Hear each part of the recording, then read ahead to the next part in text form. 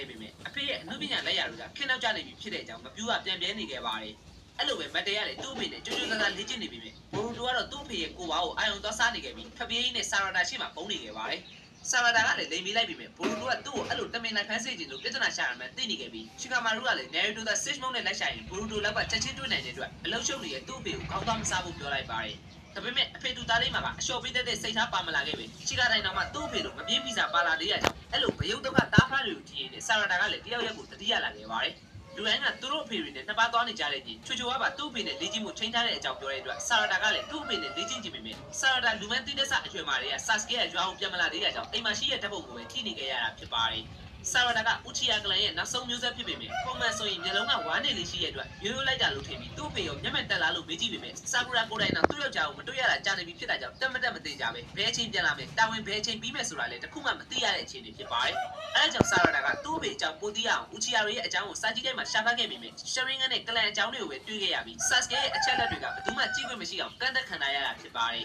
ယ်အဲကြောင့်ပဲသူ့ဖေဘယ်တော့ပြန်လာမလဲဆိုတာဆာကူရာကိုသွားမေးကြည့်ပေမဲ့ရေရတဲ့အဖြစ်ကိုမရတဲ့အတွက်ဆာကူရာကတကယ်ရောသူ့ဖေရဲ့မိမဟုတ်ရလားလို့မေးလိုက်မိပါတယ်ဒီမယားလို့ပြောနေပေမဲ့တခါမှအတူရှိနေရတာမတွေ့ဘူးတဲ့အကြောင်းထပ်ပြောလိုက်တဲ့အတွက်ဘာမှမထိန်ခဲ့တဲ့ဆာကူရာကရေကြီးကိုထိုးခွဲမိလိုက်ပြီးသူ့တာဝန်ပြီးတဲ့အချိန်ကျရင်ဆာစကေကပြန်လာမှာပါလို့ပြောပြလိုက်ပါတယ်အဲအချိန်မှာသူထိုးလိုက်တဲ့ရိုက်ခတ်မှုကြောင့်ကိုချီယာမိသားစုရဲ့အိမ်ကပြိုကျသွားခဲ့ပြီးအဲ့ဒီစိတ်ကြောင့်ဆာကူရာကခဏလောက်တိမိသွားခဲ့ပါတယ်ရှီဇူနဲ့ဆေးရုံခေါ်သွားပြီးတဲ့အချိန်ဆာရတာကလည်းသူတို့မိသားစုတပ်ပုံကအပြက်စီးတွေဂျားတွေကနေအဲ့ဒါနဲ့မတိုက်နဲ့ဟိုဟာနဲ့တိုက်အဲ့ဒါဟိုအိမ်မာကြီးရဲ့ဟိုဘက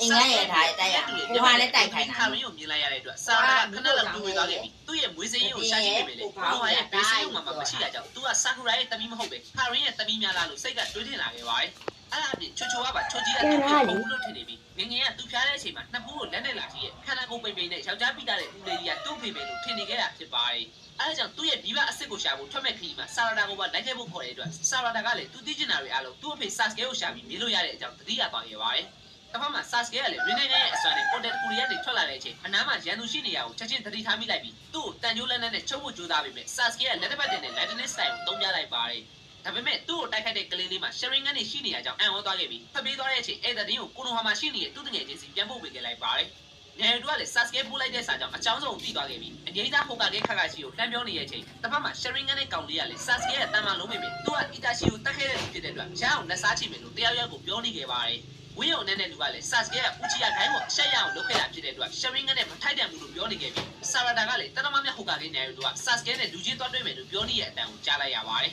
်အဲဒါကြောင့်သူ့အဖေနဲ့တွေ့ဖို့နယ်တို့နောက်ကိုလိုက်ရမှာဖြစ်တဲ့အတွက်ဆာရတာကဆေးရုံပေါ်ကသူ့အဖေကိုထားခဲ့လိုက်ပြီးတငယ်ချင်းချွတ်ချွတ်ကလည်းသူ့ရဲ့အဖေရင်းကိုရှာကျင်တာကြောင့်နယ်တို့ရဲ့နောက်ကနေလိုက်ဖို့ကြိုးစားပေမဲ့ခလုတ်တိုက်ပြီးလဲကျသွားခဲ့ပါတယ်ဘူရူတိုကလည်းသူ့အဖေအတွက်ထမင်းဘူးယူလာပေးခဲ့ပြီဖမီတော့တာကြောင့်ဆာရတာကသူ့လက်ခရီးထွက်စီရရှိလို့ထမင်းဘူးကိုအကြုံပို့ပေးမယ်ဆိုပြီးနယ်တို့အနားကိုကပ်ဖို့အကြောင်းရှာခဲ့ပါတယ်ဘူရူတိုကလည်းမပေးချင်တော့တဲ့အတွက်အချိန်အကဲတည့်ရဲ့မီဆူကီကချွတ်ချွတ်ခေါ်သွားခဲ့ပြီးဆာရတာကထူးထူးဆန်းဆန်းထမင်းဘူးလေးကိုတေချာပေါက်ရအောင်ပို့ပေးမယ်လို့ပြောနေတဲ့အတွက်ပုံမှန်တော့မဟုတ်တာကိုတတိထားမိပေမဲ့ရှီကာမာရုံနဲ့ဘူရူတိုကလည်းလက်ခံပေးလိုက်ပါတယ်သူတို့လိုက်သွားတဲ့နေရာနားမှာတော့ရှရင်နဲ့တလုံးနဲ့ကောင်ကစောင့်ကြည့်နေခဲ့ပြီးပူချီယာရှေးဆိုတဲ့ကောင်လေးကိုလည်းဆာရတာကိုဖမ်းခေါ်ခဲ့ဖို့ဝင်းရုံအနက်နဲ့လူကမှားကြားလိုက်ပါတယ်အဲဒါကြောင့်ဆာရတာရဲ့ရှေ့မှာရှရင်ကတစ်စုံနဲ့ရှင်းရပေါ်လာတဲ့အတွက်ပူချီယာမျိုးနဲ့မှသူနဲ့သူ့အဖေကလွဲလို့မျိုးဆက်မရှိတော့ဘူးဆိုတာသိထားတဲ့ဆာရတာကလည်းအံ့ဩသွားခဲ့ပါတယ်ကိုနိုမာဘက်ကနေညာပေါက်စားနှကောင်ဖြစ်ပေမဲ့ရှင်းတော့မနိုင်ပဲဒုက္ခရောက်တော့မယ့်ချိန်ညရီတို့ကချက်ချင်းရောက်လာခဲ့ပြီးသူ့ရွာကကလေးတွေကအဲ့လောက်ရိုင်းတဲ့သူတွေမဟုတ်တဲ့အတွက်ပြင်းပြင်းထန်ထန်ဆက်ဆံမှုပြောလိုက်ပါတယ်ရှရင်ငန်းကိုလည်းတွေ့လိုက်ရတာကြောင့်ဆတ်စကေပြောတဲ့ကလေးဆိုတာချက်ချင်းသိလိုက်ပြီးမန်ကေကီယိုရှရင်ငန်းနေဖြစ်တဲ့အတွက်သူလည်းပွဲချမ်းမှရမယ်ဆိုတာသဘောပေါက်သွားခဲ့ပါတ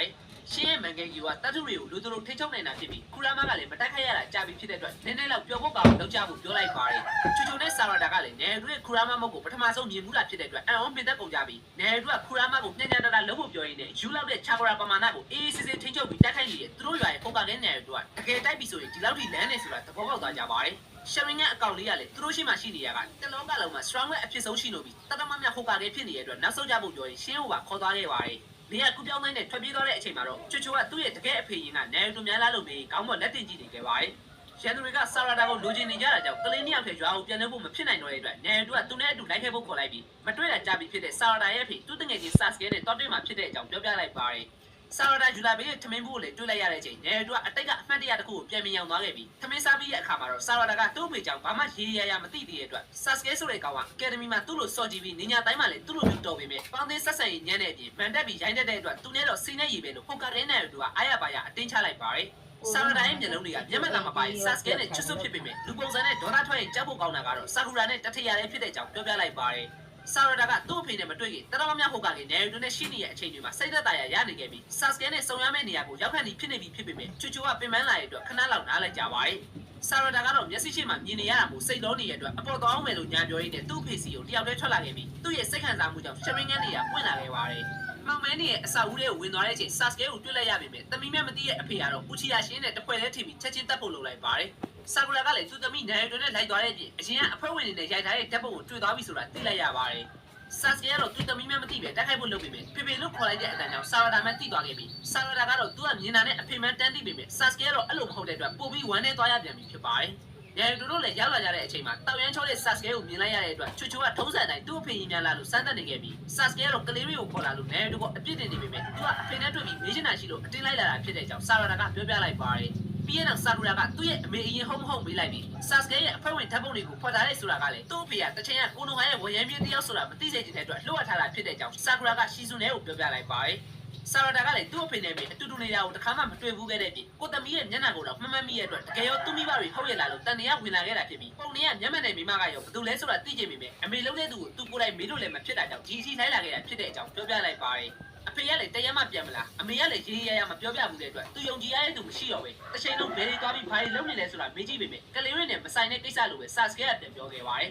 ်နေရီတို့ကလေကိုယ့်ရဲ့သမီးကိုရောအဖြစ်မှန်တွေအားလုံးပြောပြဖို့အရှင်တွေကပြောခဲ့မှုပဲခါပူရလိုတီရှိမှုတွေကသူတို့ကသတိမထားရင်နောက်တစ်ခေါက်ပြန်ပေါ်လာနိုင်နေရှိပြီးရင်းနေရှိတဲ့သူကပဲခြေရတော့လို့ရနိုင်မှာဖြစ်တဲ့အတွက်သူ့ရဲ့အဖြစ်တွေကိုပြန်မေးဆိုင်ရင်ဆာစကဲကခရီးထွက်နေကြတာဖြစ်ပါတယ်ဆာရတာကိုလည်းမလိုအပ်တဲ့စညစ်စရာတွေမဖြစ်စေရအောင်ဘာမှမပြောဘူးဆုံးဖြတ်ခဲ့ပြီးသူ့ကိုမုန်းသွားမယ်ဆိုရင်သူသမီးရဲ့အနာဂတ်လှပစေဖို့ဆာကူရာနဲ့ပဲခြံထားခဲ့လိုက်ရတာဖြစ်ပါတယ်အဲ့ချိန်ဆာကူရာကစေးရုံမှာရှိမနေတော့ပဲဝင်းရောအနက်နဲ့လူကလည်းတကယ်တော့အာဟာစုကီကိုပြန်လဲတိစောက်ချင်နေရဲ့အကုန်လုံးရှရင်ငန်းနေတဲ့လူတယောက်ဖြစ်နေခဲ့ပါတယ်ပြီးရင်တော့ချက်ချင်းပဲနေရီတိုနဲ့ဆာရတာစီကိုနေရာကူးပြောင်းတဲ့ရောက်လာပြီးတိုက်ခိုက်တဲ့ကြောင့်နေရီတိုကသူ့ရဲ့ကိုမိချကောရာနဲ့ကာပေးထားလိုက်ပါတယ်လက်နက်တွေကိုထိချုပ်ပြီးတိုက်ခိုက်နေတဲ့အတွက်ဆာရတာကိုခူရမိုင်းခေါင်းထဲမှာလုံချောင်းအောင်လုပ်ပေးလိုက်ပြီးကျန်တာကိုတော့သူ့ရဲ့တငယ်ချင်းဆာစကဲနဲ့ထွဲထားလိုက်ပါတယ်ဆာစကဲကဦးချီယာရှင်းရဲ့ဓာတ်တွေအားလုံးကိုရှရင်ငန်းနဲ့မြင်နိုင်တဲ့ပြီးသူ့ရဲ့ဓာတ်နဲ့ပါထိုးလိုက်ပြီးပဲရှင်းကလက်နဲ့ကင်ပြီးတားလိုက်ပါတယ်အဲ့ချိန်နောက်ထပ်ရန်သူကပါပေါ်လာတဲ့အတွက်သူ့ရဲ့ရင်းနေကနဲ့နေရာလေးလိုက်ပြီး fireball နဲ့အဆုံးသတ်ပေးလိုက်တဲ့ကြောင့်ဦးချီယာရှင်းကသူ့ရဲ့ငယ်သားကိုအသုံးချပြီးကာဝယ်လိုက်ပါတယ်ကလေးတွေကဆာစကဲရဲ့တိုက်ခိုက်မှုကိုအခုမှမြင်မှုကြပေမဲ့တောက်ရန်လန်းတဲ့အတွက်အံ့ဩနေကြပြီးရန်သူကလည်းသူကအာဟာစုကီကိုပြန်လဲထူထောင်မဲ့ဦးချီယာရှင်းလို့ပြောတဲ့အတွက်ဆာရတာကသူ့ကိုပြောခဲ့တဲ့ကလေးလေးနဲ့အတူတူလဲဆိုတာသိသွားပါတယ်တကယ်တော့သူနဲ့နာမည်တူကောင်လေးကသူ့ရဲ့သားဖြစ်နေပြီးဆာစကဲကနောက်တစ်ခေါက်လောက်ထပ်သိပ်ပြီးတွေးလိုက်ပြီးဂျုံတီကသူ့ရဲ့ဓာတ်ကနေရီတိုရဲ့ကိုယ်ထဲမှာစိုက်သွားပါတယ်ရှင်းရဲ့မျက်လုံးအဆန်းကသူတင်ငယ်သားခြံထားခဲ့တဲ့တထုမှန်သမျှကိုထိန်းချုပ်နိုင်တာဖြစ်တဲ့အတွက်အခုလိုတမင်ကြံစီခဲ့တာဖြစ်ပြီးအားနည်းလာတဲ့ကိုမိအကာအကွယ်ကြောင့်ဆာရတာအန်ရီကြားတော့မဲ့ချင်ဆာစကဲကသူ့သမီးစားဝင်ခံပေးလိုက်ပါတယ်ရှင်းရဲ့တထုတွေစိုက်နေရကြောင်းခန္ဓာကိုယ်ကပါလှုပ်ဝင်ရတဲ့အတွက်တိုင်မတ်နေတဲ့အချိန်မှာဦးချီယာဆာကူရာရောက်လာပြီးတစ်ချက်လောက်မှတ်လောက်သားလာအောင်တီးပေးလိုက်ပါတယ်ယောက်ျားနဲ့သမီးထိလက်သီးကြီးဆိုတဲ့ဆာကူရာနဲ့ဒီလောက်ထိဒဏ်ရာရထားတာတော့ဘာမှမဖြစ်တဲ့နှစ်ယောက်ကြောင့်မျိုးဆက်တဲ့နေကြလေးဆာရတာကမျက်လုံးအပြူသားဖြစ်နေကြရပါတယ်ခူရာမကလည်းနေရီတိုကိုအရင်တုန်းကလက်ရည်တွေပြောက်ကုန်တဲ့အတွက်ဆူနေခဲ့ပြီးဆာကူရာကလည်းသူ့သမီးဘာမှမဖြစ်ဖို့သာစိတ်ပူနေခဲ့ရဖြစ်ပါတယ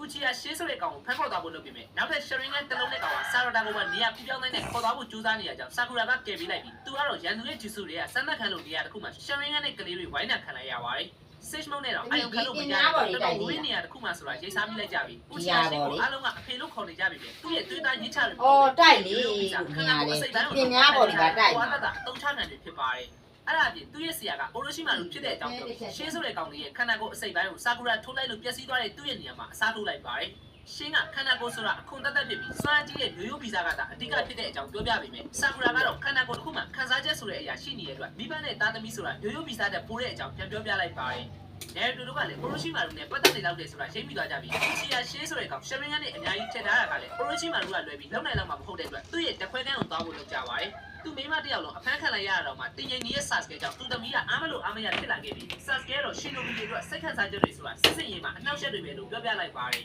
်နေရီတိုကတော့ရန်သူတွေကဆာရတာနောက်ကိုပါလိုက်နေရဖြစ်တဲ့အတွက်သူတို့နဲ့အတူခေါ်သွားဖို့ကစိတ်အချရဆုံးဖြစ်ပြီးအိုရီချီမာရုစီရောက်နေတဲ့ပုံနေရလူတွေကိုပါတွေ့ရနိုင်လောက်တဲ့အကြောင်းပြောပြလိုက်ပါတယ်စစ်ပွဲဆိုတာရှင်နိုဘီရဲ့တာလုံတဲ့မျိုးရိုးဗီဇာတွေညညာတိုင်းတွေနဲ့အခြားရတွေပါတိုးတက်စေရဖြစ်ပြီးအဲ့လိုတန်မာတဲ့ရှင်နိုဘီတွေကလည်းရွေးချယ်ခံခဲ့ရတာဖြစ်တဲ့အတွက်အဲ့လိုလူတွေတန်မာစေဖို့မဖြစ်မနေ